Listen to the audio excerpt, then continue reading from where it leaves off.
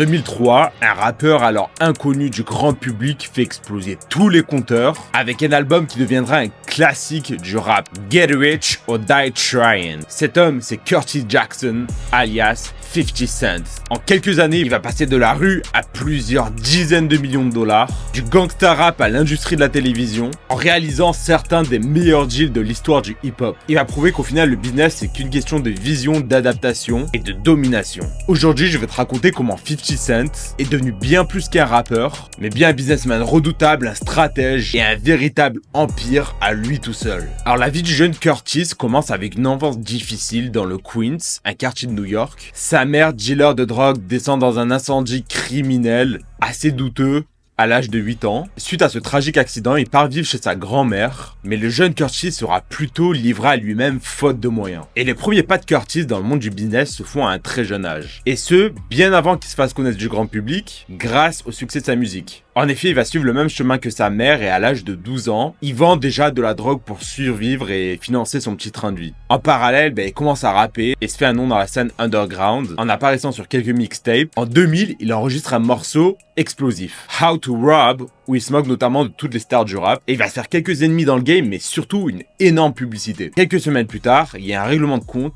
et il se fait tirer dessus 9 fois, alors qu'il est devant chez lui dans sa voiture, et que son fils est à l'intérieur de la maison. Mais malgré cet événement, pour 50, c'était pas son jour pour canner. Le destin en a décidé autrement parce qu'il va rapidement devenir une légende, et utiliser cette histoire pour construire son image de rappeur invincible. Après sa guérison, personne veut le signer. Il est vu comme trop dangereux pour l'industrie, puis même physiquement, on a du mal à penser qu'il va pouvoir s'en remettre. Il se fait lâcher par son label Columbia de l'époque avant même de sortir son premier album qui était dans les tuyaux, mais il lâche pas, il crée son propre buzz en sortant des mixtapes et en devenant viral avant l'heure. En 2002, une de ses fameuses mixtapes tombe dans les mains de Eminem. Lui et Dr. Dre le repèrent, le signent pour la somme de $1 million.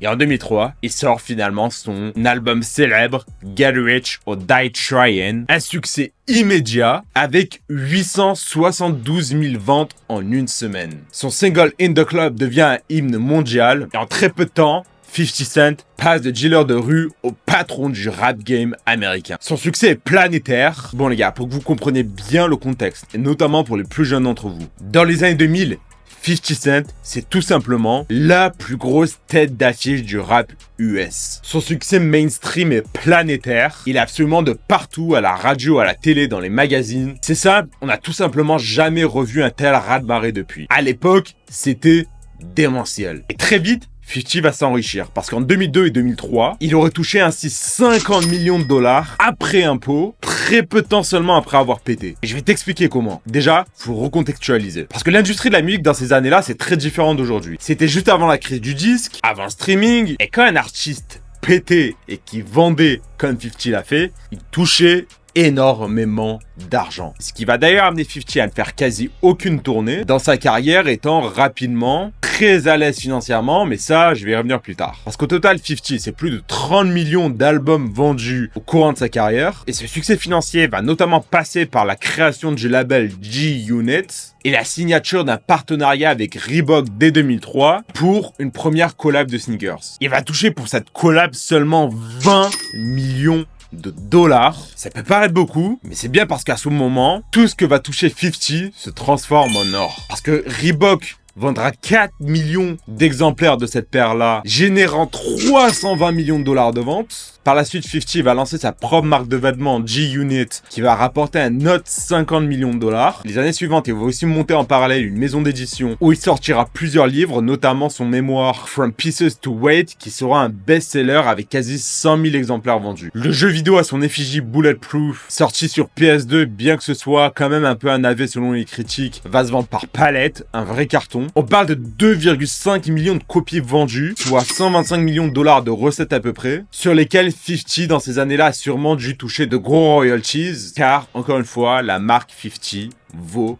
très cher. Mais pourtant tout ça, c'est que le début. C'est que les premières années dans le business pour 50 Cent. Parce qu'après avoir explosé, 50 à un moment donné va s'enrichir de façon exceptionnelle. Notamment grâce à un deal en particulier qui lui fera franchir pour la première fois le cap des 100 millions de dollars. Un deal qui montre que 50 Cent est un vrai génie des affaires. Alors en 2004, il va être approché par Glacéo, une petite marque à l'époque qui vend vitamin water et qui ont entendu apparemment que 50 Cent kiffait leurs produits. Alors plutôt que de demander un simple contrat publicitaire, il négocie un deal pour obtenir des parts de l'entreprise. Il va lancer la boisson Formula 50, la promeut comme si c'était son propre produit et va booster les ventes grâce à son image. Et ça marche car en seulement 3 ans, la puissance de frappe de 50 permet de booster les ventes de Glacéo de 100 millions à 700 millions de dollars. En 2007, Coca-Cola vient racheter Glacéo pour la somme de 4,1 milliards de dollars. Pour cette vente-là, 50 va toucher 100 millions de dollars d'un coup, un des plus gros deals de l'histoire du hip-hop. Et c'est suite à ce deal qu'il va sortir son hit I Get Money, où il se vante de son investissement qui l'a rendu très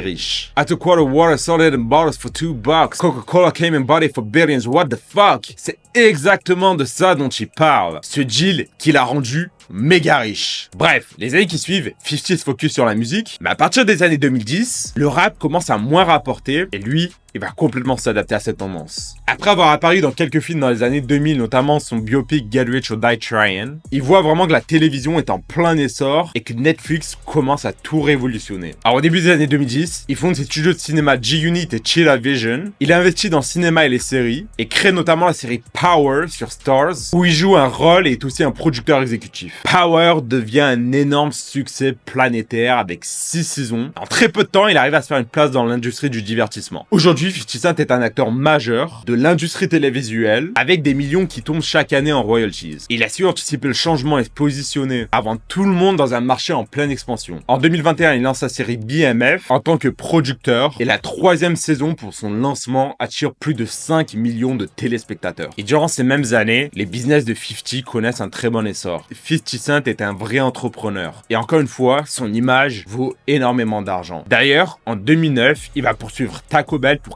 4 millions de dollars pour avoir utilisé son image à des fins commerciales sans son accord. Et l'affaire va finalement se résoudre en dehors du tribunal à la faveur du rappeur. Il continue les deals. En 2014, il rentre dans un deal avec FN Vodka, une marque hollandaise de vodka. Il prend des parts et en fait la promotion. Il aurait revendu notamment ses parts en 2017, empochant au passage la somme de 60 millions de dollars. Toujours en 2014, il signe un deal pour 78 millions de dollars avec Frigo Revolution Wear, une gamme de sous-vêtements pour hommes de luxe, encore une fois pour promouvoir les produits. Mais au final, la compagnie va faire face à quelques enjeux judiciaires et va discrètement cesser ses activités. Mais malgré que 50 Cent ait été couronné de succès au niveau entrepreneurial, il a aussi connu de gros challenges. Il a essuyé des coups durs qui lui ont coûté des dizaines de millions de dollars. Alors dans les années 2000, 50 gagne énormément d'argent, mais il prend aussi des risques démesurés. Parce qu'il va réinvestir une grosse partie de ses gains dans des compagnies privées ou même la bourse. Mais là, la crise de 2008 arrive et 50 voit une grosse partie de ses investissements s'effondrer complètement. Il décide alors de vendre son manoir dans le Connecticut, une demeure démentielle, ce qu'on appelle communément une méga mansion, qui était d'ailleurs l'ancienne demeure du boxeur Mike Tyson, qui avait vendu la maison à 50. Sauf que notre cher Curtis Jackson, ayant fait l'acquisition de cette propriété dans la frénésie immobilière des années 2000 aux US, ayant énormément investi dans des rénovations et des customisations mais qui n'avaient aucun sens et complètement démesurées. Il galère à la vendre au prix demandé de 18,5 millions de dollars. Au final, il lui faudra plus d'une dizaine d'années pour réussir à vendre sa propriété, en bradant le prix considérablement année après année, pour au final la vendre pour la somme de 2,9 millions de dollars en 2019. Et par la suite, en 2015, c'est un coup de théâtre parce que 50 Cent va déclarer faillite. Et là, qu'est-ce qui se passe? Il annonce avoir une dette totale de 32 millions de dollars. Tout le monde pense qu'il a perdu son argent, mais en réalité, c'est une stratégie financière. Parce qu'à ce moment-là, son bilan montre qu'il a encore des participations actives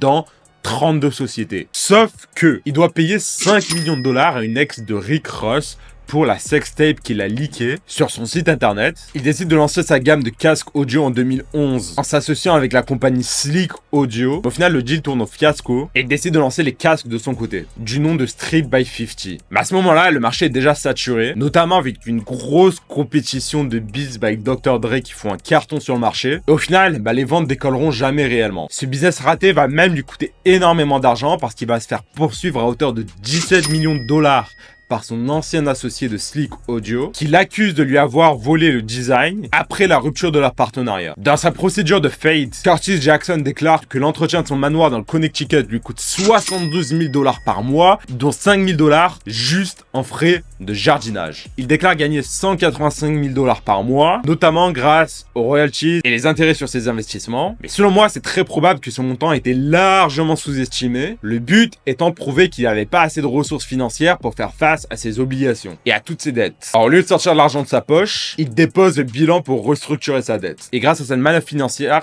en seulement moins de 2 ans, 50 Cent est de retour au sommet avec des business toujours intacts. C'était tout simplement une manœuvre pour éviter de perdre des millions inutilement par rapport aux poursuites qu'il avait et ainsi protéger son patrimoine. Au final, les secrets de l'empire de 50 et comment il a réussi à rester au top toutes ces années, c'est qu'il a su très bien gérer son image en restant dans l'actualité, notamment grâce à ses clashs et ses provocations. Il a énormément diversifié ses revenus entre la musique, la télévision, l'alcool, notamment ses marques Branson Cognac, le Chemin du Roi, des bouteilles qui se vendent pour plusieurs dizaines voire centaines de dollars et aussi les crypto-monnaies. Et rassurez-vous, il reste à l'abri car à ce jour encore, il continue de prendre 1 million de dollars par show pour se produire sans avoir sorti un album en 10 ans. Rien que ça. Alors qu'il se contentait de festivals et de showcases jusque-là en 2023, il fera une tournée mondiale de 1 an, sa première et dernière vraie tournée, le Final Lap Tour. Les tickets s'arrachent et la tournée rapportera à elle seule plus de 100 millions de dollars à travers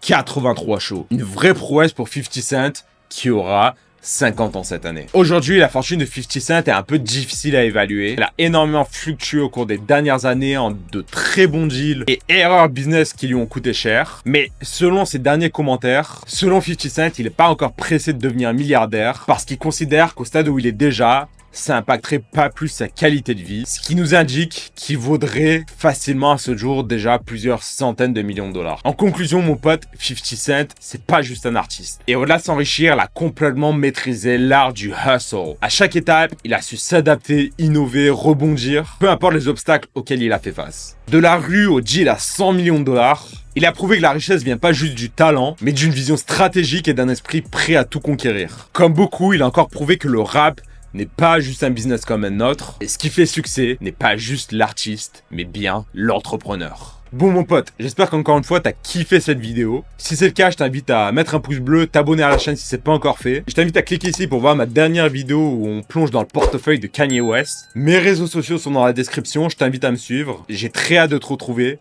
pour une prochaine vidéo, on parle d'histoire d'argent. Alors moi je te dis bye bye et à la prochaine.